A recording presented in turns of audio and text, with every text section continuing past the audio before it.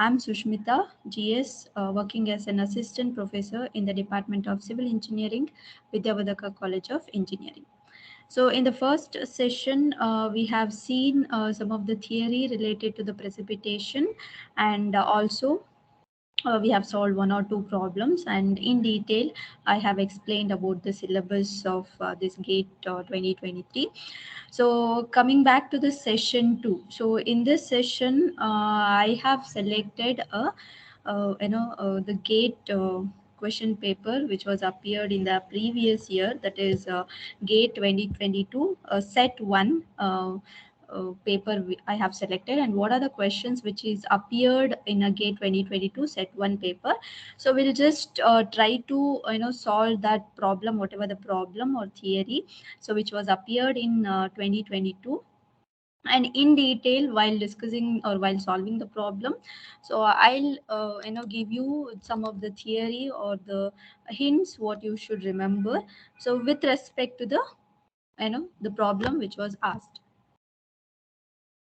So coming here, the first question. So as you know, I have already told there are three types of question. One is multiple choice question, one more is multiple select question, and the other one is numerical answer type question.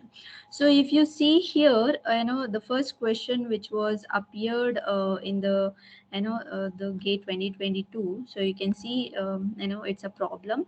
So I'll just read out the problem now. So during a particular stage of a growth of crop, okay, the consumptive use of water is 2.8 mm per day, and the amount of water available in the soil is 50% of the maximum depth of available water in the root zone. Consider the maximum root zone depth of the crop as 80 mm and the irrigation efficiency as 70%. So here is the the parameter which you should calculate. The interval between irrigation in days will be dash and rounded off to nearest integer. So which was asked for 1 mark. Okay, so basically this question is from the second part. So if you see the syllabus in the previous session, so I have told you what is the syllabus of GATE 2023. So in that, this comes under irrigation part. Okay, so this comes under irrigation, that is frequency of irrigation. So before solving this particular problem, so let us see what is the theory which you should know to solve this particular problems. So the concept which you should know is the frequency of irrigation. So what is frequency of irrigation? So frequency of irrigation may be defined as the interval in days between two successive watering. For example, so if you see, if you're, you have taken some crops and you have done a watering for that. So after some days, okay, so whatever the water which you have irrigated for that particular crop, so it may get low. Okay, so then after how many days you should again do the watering, that is again you should do the irrigation for a particular crop. So that is your frequency of irrigation. So it is defined as, I'll repeat.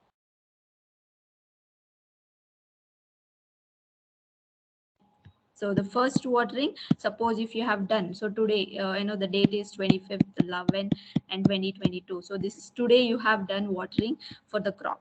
So next, after how many days again, so this is your first watering.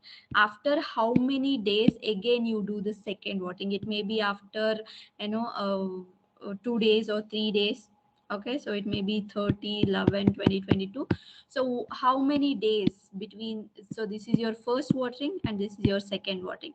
So the interval between these two successive watering is your frequency of irrigation. So if you, and also that is a coming to the definition of frequency of irrigation.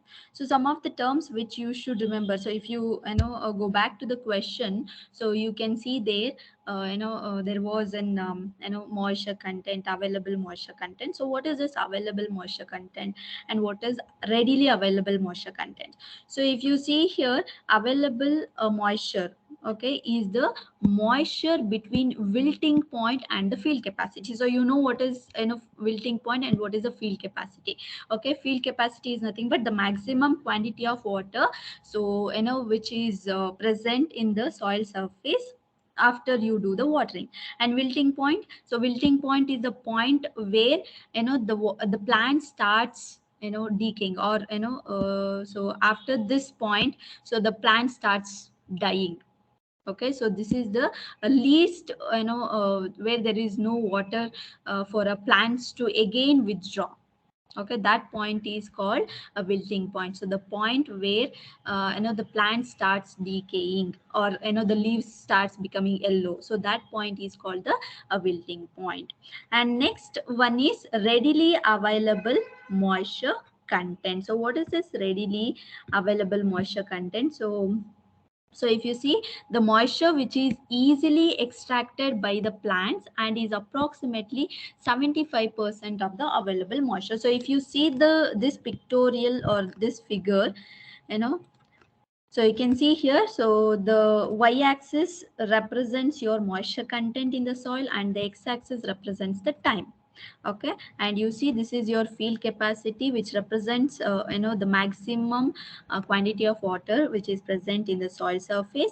And you can see, so this the lower level is your wilting point or wilting coefficient, where the plants will be not having sufficient water to withdraw for their growth. And you can see one more line, that is dotted line. So that is the lower limit of readily available moisture content, that is m naught, which is represented as m naught. Okay, and the water content between this field capacity and the lower limit of this moisture content m naught is your readily available moisture contents, that is ram.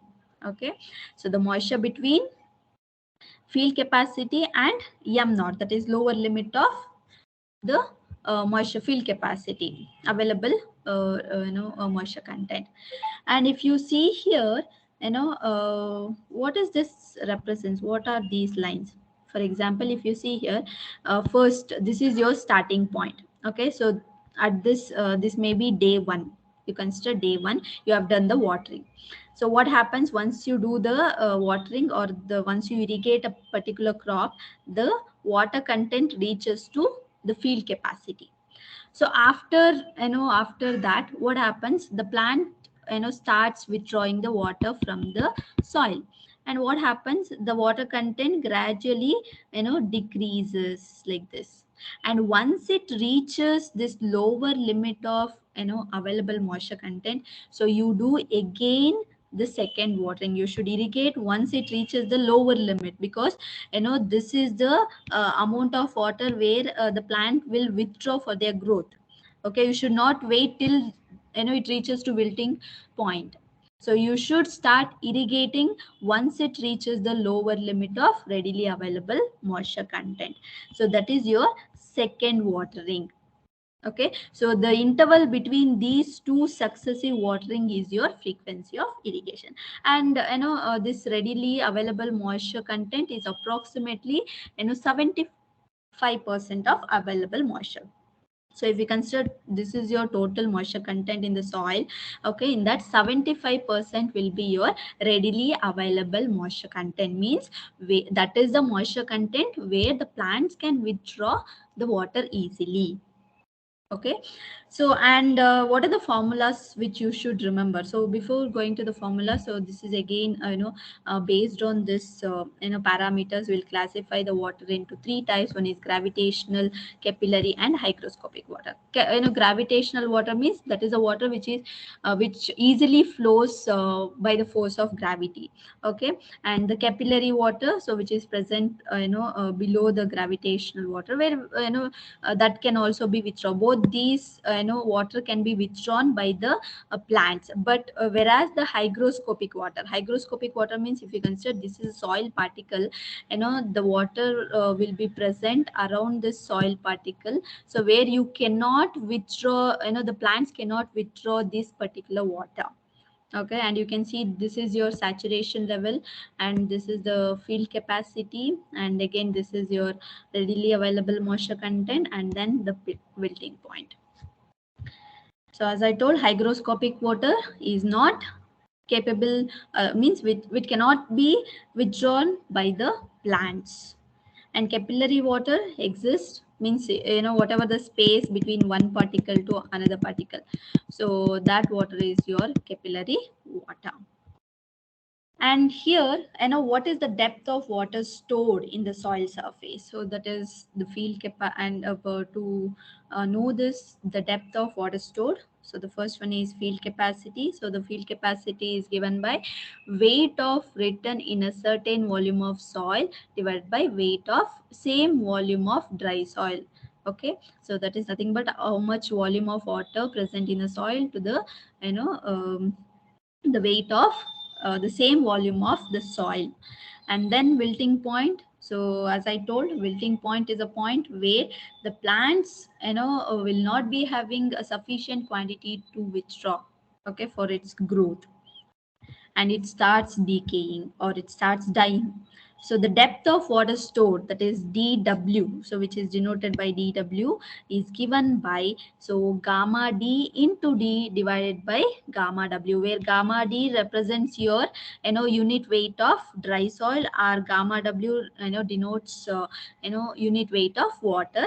So into field capacity minus the wilting coefficient, so that gives your depth of water stored. So if you see that the previous particular figure, there was this was your time and this is your moisture content. So the depth of water, this is your field capacity, and this is your m naught, that is nothing but lower limit of readily available moisture content. Okay, so the depth of water stored is given by gamma d into d divided by gamma w into field capacity minus wilting coefficient. Again, this is an important formula which you should remember. And so we'll solve one problem related to this, then you can understand. And after that, so the ratio, the definition of specific gravity. Specific gravity is nothing but density of soil to the density of water. Okay, or unit weight of the parameter, or it may be soil, or it may be any other fluid to the unit weight of water. So basically water is taken as the standard parameter. So gamma d by gamma w is also denoted as sg, that is nothing but the specific gravity. So into d into fc minus vc. So this is the formula, these two you should remember. And as I told, where d is what, it is the root zone depth. Okay, so the depth till where the plants extended their roots, that is your root zone depth. And so fe or fc is field capacity, and m naught is lower limit of readily available moisture content, and dw is the depth of water to be given during each watering. Okay, so these are the parameters. And next is, what is the time required to irrigate? Okay, so is given by T is equal to A into dW divided by Q, where dW is the depth of water in meters and Q is the discharge in the field channel.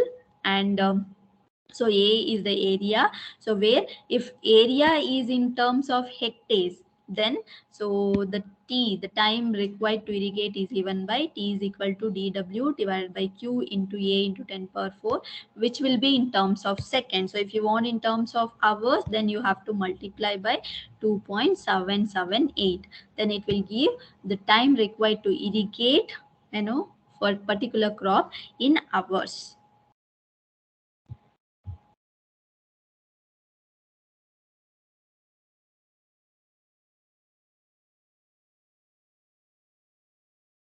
Okay, so the next is,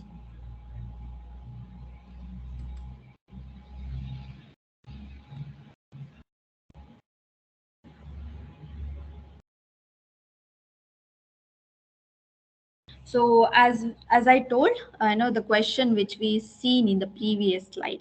Okay, so there was a question to calculate the depth of root zone. So if you see, so these are the things which the previously which we saw. These are the formulas that is time required to irrigate, and then you should remember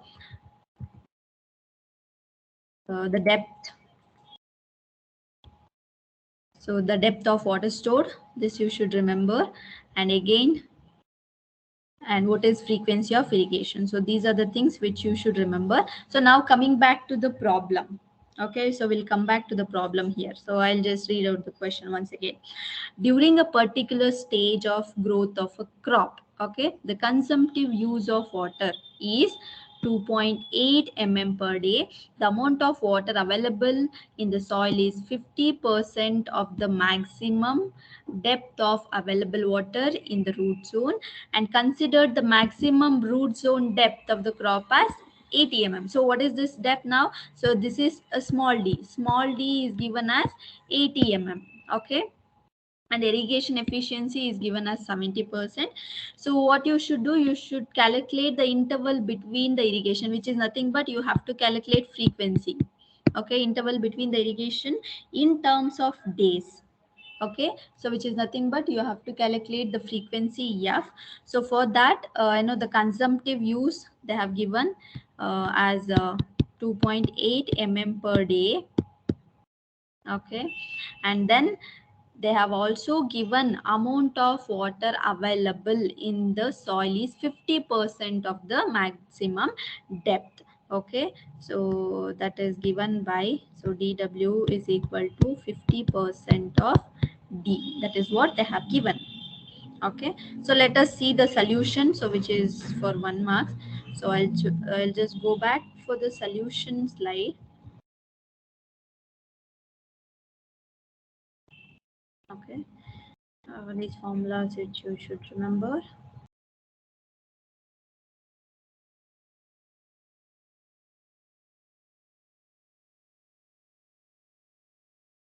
Okay, so the solution for that particular question, if you see, it is represented in terms of pictorial representation. You can see 80 is the readily available moisture content that which they have given. That is the depth of the root zone.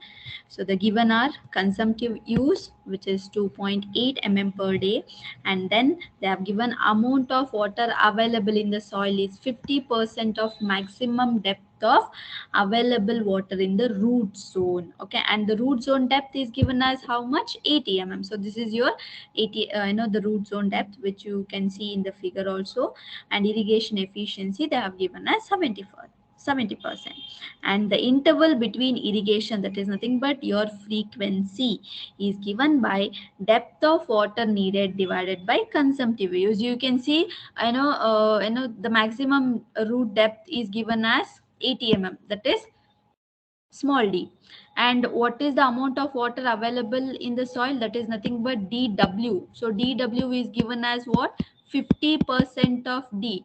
So 50% of d means 50% of 80. Okay, so 80 so it will be 40 Okay, so frequency is given by what? Frequency is given by dw divided by consumptive use. Consumptive use is denoted by cu.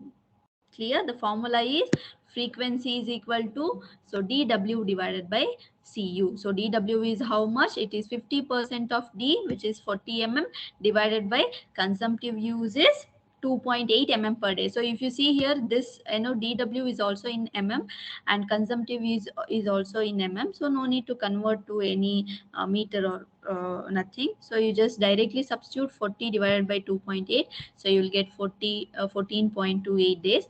So the interval between the irrigation is 14 days. So I hope you got this problem. So how to solve? You should remember the frequency formula. Suppose the problem may vary, so they may ask to calculate dw, or they may ask to calculate d. Okay, so depending on the the question, you should use the formula and try to solve it. So this is the question which was appeared in GATE 2022, the previous year. So now we'll go back to the second question which was appeared. So the second question is like this. Again, it is a numerical answer type question. So I'll just read out the question, and next we'll go back to the theory part, which you should remember to solve this particular problem. and then we'll see the solution. Okay, before seeing the solution, I may solve some of the other problems, because directly I can't solve this particular problem, so we'll just go step by step.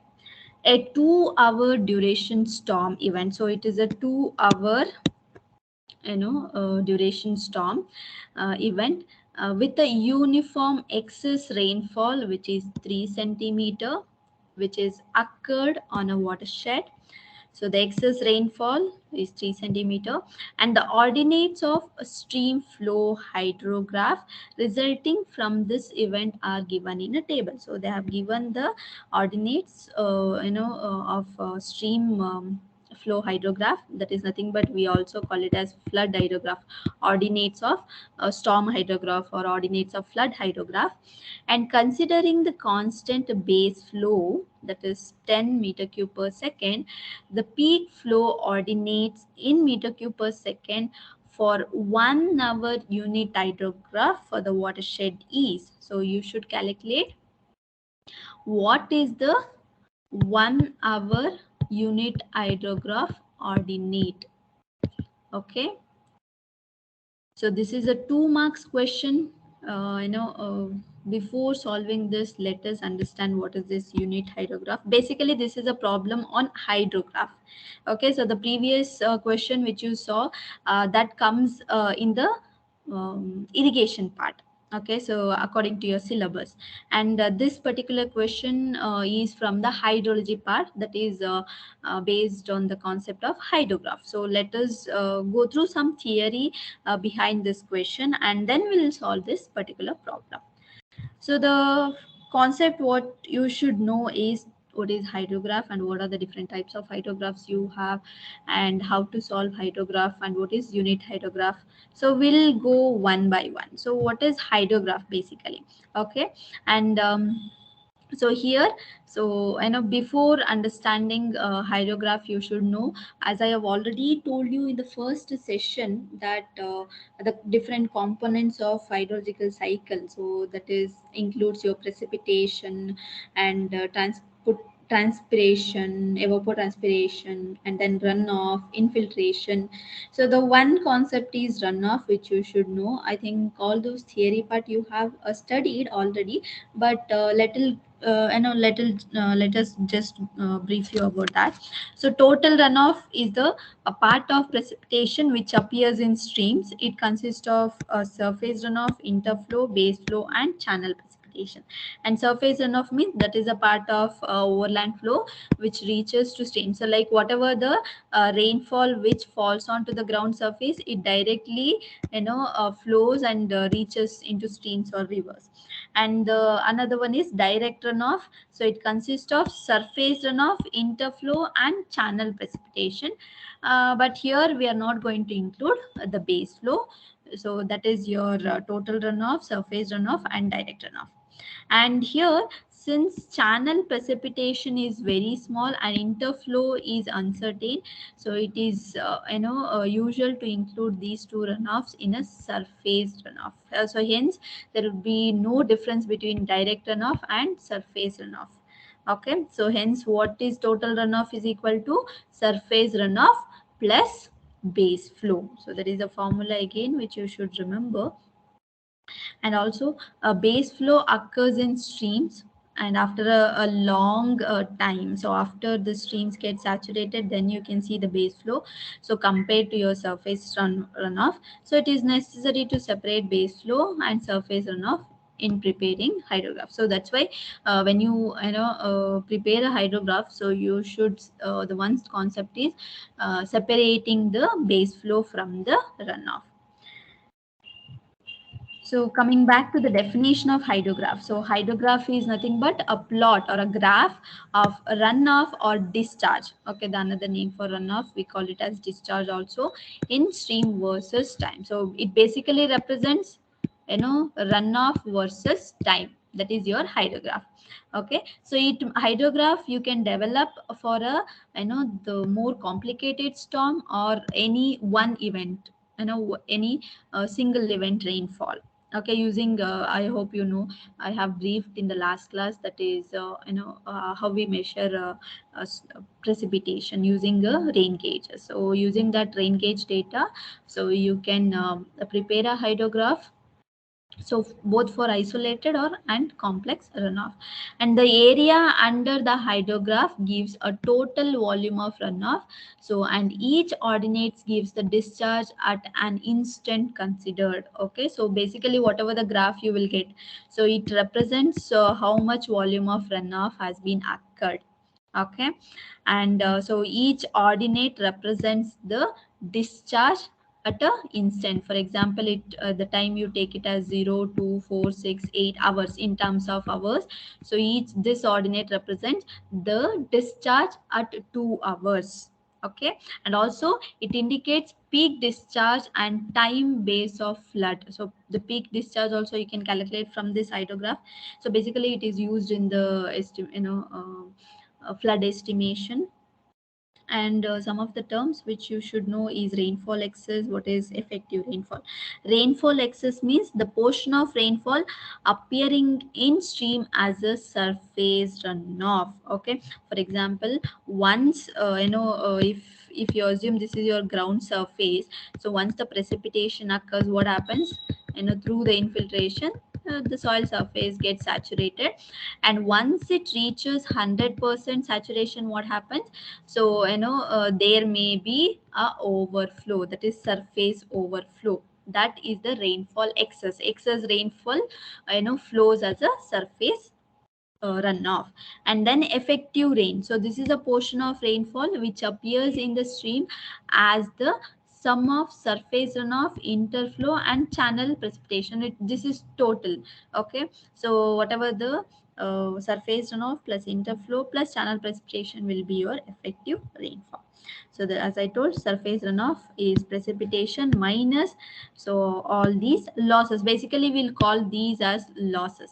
Okay, precipitation minus whatever the losses, it may be interception, infiltration, evaporation, other things. Okay, and next is how you're going to estimate runoff. There are various methods to estimate runoff. One is using empirical formula and chart, and other one is by infiltration, by estimating losses, that is by measuring evaporation, transpiration, and using synthetic unit hydrograph and unit hydrograph method. So these are the methods which are available to estimate the runoff. So and so this is a typical hydrograph which you can see here. So it represents what? Discharge or runoff. Okay, versus the time.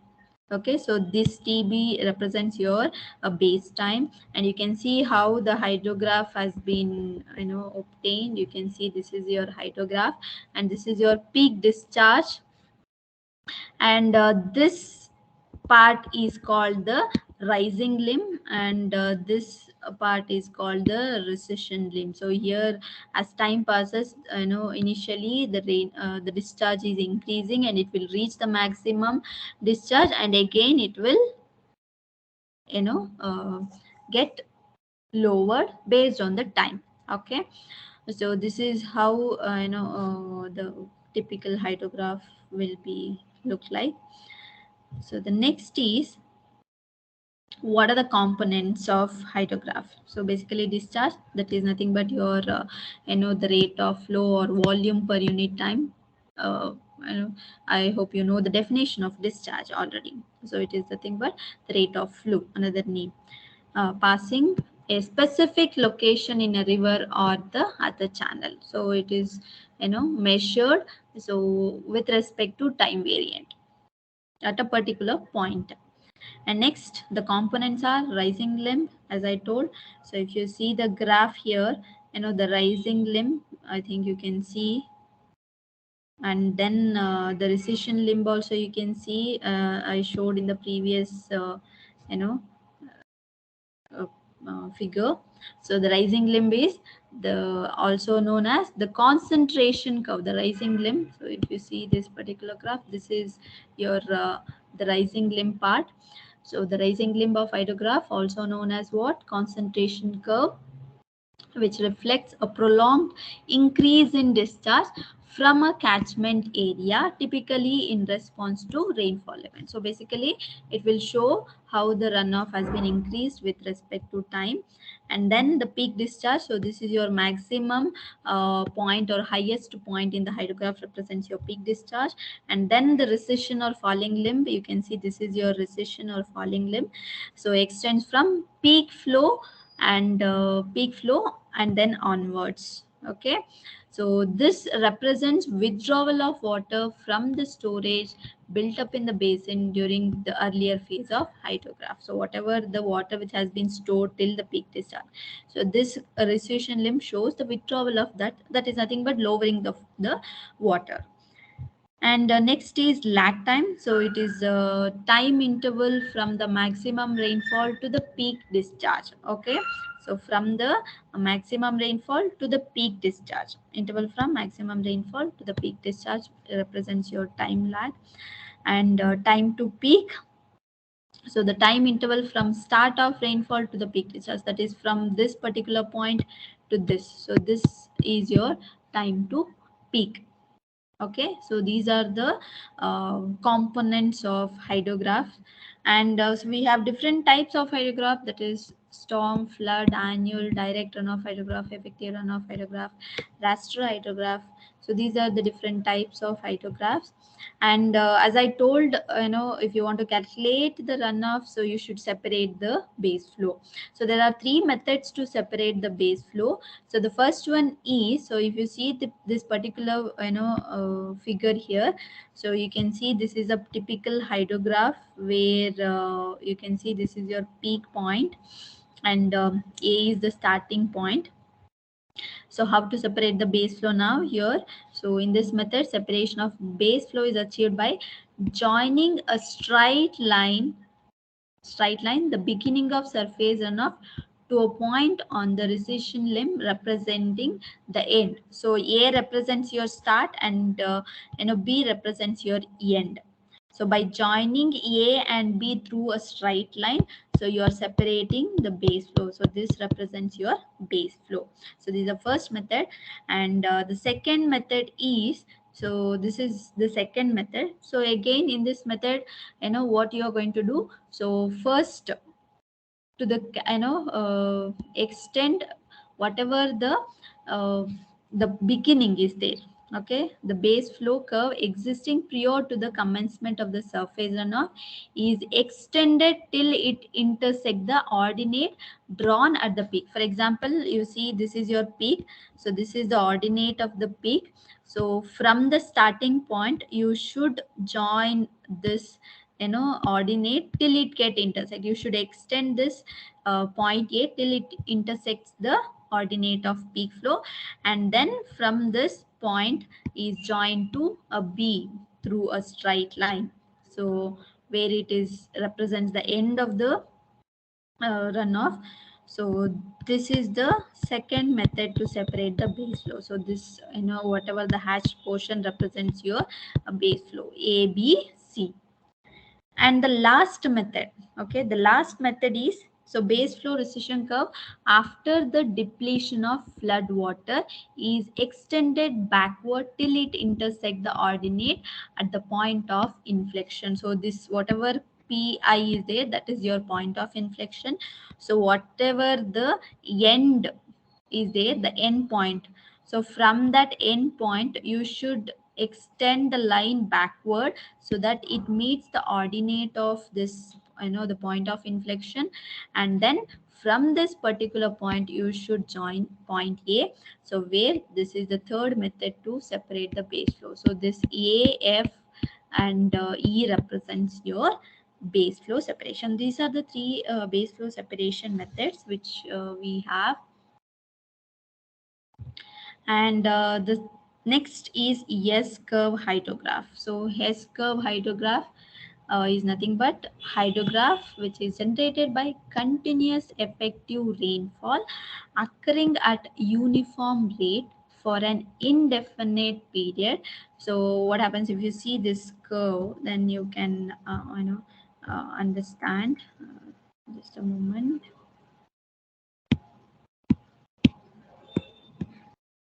curve, yes, curve. So will look like this.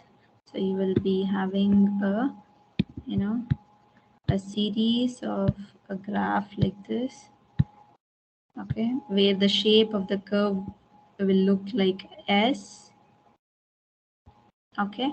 So where we are joining hydrograph, which is generated by continuous effective rainfall. Like, there may be a 2 hour, 3 hour, 4 hour range. So when you join all those, you will get a graph that is S graph, that is called S hydrograph.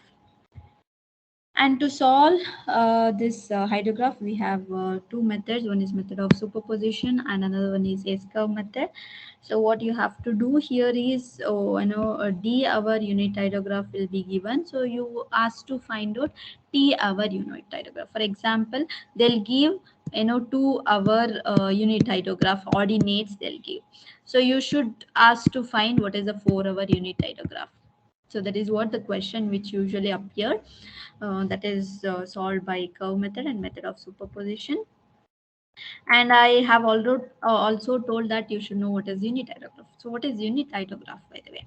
So unit hydrograph means that is a hydrograph of a direct runoff resulting from 1 centimeter of effective rainfall. So which is applied uniformly over the basin area at a uniform rate during a specified period of times. For example, if 1 centimeter of rainfall is occurring, what is the the direct runoff which is resulting from that particular uh, you know uh, rainfall. So that is your unit hydrograph. Basically, hydrograph means what? It is a runoff versus time. So if 1 centimeter of rainfall occurs, how much is the runoff? That is your unit hydrograph. So as the name says, unit represents your one, okay. Or it may also define as the hydrograph representing 1 centimeter of runoff from rainfall of unit duration. Okay, it may be a runoff occurred from 1 centimeter of rainfall, or 1 centimeter of rainfall occurred from a rainfall of unit duration. So that is the definition of unit hydrograph. So you can see this is, it looks almost the same as your normal hydrograph. Only the thing is, so unit means it represents 1 centimeter of effective rainfall or 1 centimeter of runoff. And as I told, what is effective rainfall or excess rainfall, which you already know, that is the rainfall which becomes direct runoff at the outlet of the watershed. Okay, so or it is the total rainfall in a given duration from which abstractions such as infiltration or initial losses are you can see from this graph. So you can see here the y-axis represents your intensity of rainfall and x-axis represents your time. And so this is a typical hydrograph where so the upper part denotes the rainfall excess after subtracting the initial losses. It may be infiltration, evaporation, or transpiration. So that is the total rainfall, so after subtracting the initial losses. And the flood hydrograph, how to calculate unit hydrograph, because this is how the questions will be asked. So they'll give either a flood hydrograph, it may be for 2 hour storm or a 3 hour storm, and ask you to calculate a 4 hour unit hydrograph. Or as I already told, for 2 hour unit hydrograph they may give and ask to calculate 4 hour unit hydrograph. So for that there are some steps. The first step is find the direct runoff hydrograph ordinates from flood hydrograph ordinates. That is, direct runoff ordinate is equal to flood hydrograph ordinate minus the base flow. Initially base flow will be given in the question. So and flood hydrograph will be ordinates will be given. So if you subtract base flow from that, you will get the direct runoff hydrograph ordinates. Step 2 is what? Find the unit hydrograph from the direct runoff hydrograph. That is UH ordinates, that is unit hydrograph ordinate is equal to, so direct runoff ordinate divided by runoff depth. So if it is a unit, 3 hour storm, then the depth of runoff will be 3 centimeter. Okay, so for 1 hour it will be 1 centimeter, and for 3 hours it will be 3 centimeter of runoff depth. And step 3, So is runoff depth, as I told. So volume of runoff divided by, suppose if they have given a volume of runoff and the catchment area, so the runoff depth is calculated as volume divided by catchment area. And the problems, so the problems on unit hydrograph, so this will do it in the next class. So we'll solve the problems, and whatever the problem which I told, that is the question, the second question which is appeared in the gate 22, the second problem, we'll solve that and other problems in the next session. Thank you all.